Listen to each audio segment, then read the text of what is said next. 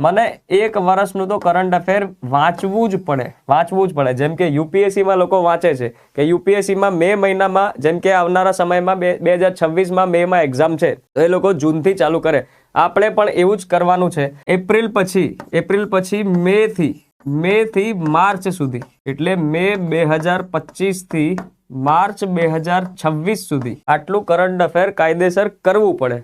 મોટા ભાગ્યાના હું તમને કહું છું 99% જે સ્ટુડન્ટ હશે આ નહીં કરે. ક્યાંથી કરશે એ બી હું તમને કહું છું. એ લોકો પકડશે ક્યાંથી? સપ્ટેમ્બર ઓક્ટોબરથી પકડશે અને માર્ચ સુધી કરશે. એટલે આ 3 મહિના અને આ બીજા 3 મહિના એટલે 6 મહિનાનું કરંટ અફેર કરીને જશે.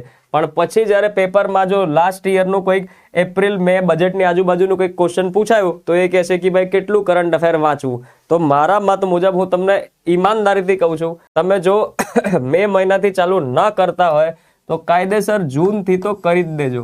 એટલે જો હું તમારી જગ્યા પર હોઉં, મારે પરીક્ષા આપવી હોય તો હું જૂન 2025 પકડું અને માર્ચ 2026 સુધીના કરંટ અફેર વાંચું. હવે વધ્યો એપ્રિલનો મંથ. ફોર એક્ઝામ્પલ કે April just exam random date લઉં છું કે માન લો 21 એપ્રિલે એક્ઝામ છે, હજુ ડેટ નથી આવી પણ મહિનો તો ફિક્સ જ છે કે ફોર એક્ઝામ્પલ 21 એપ્રિલ 2026 પેપર છે.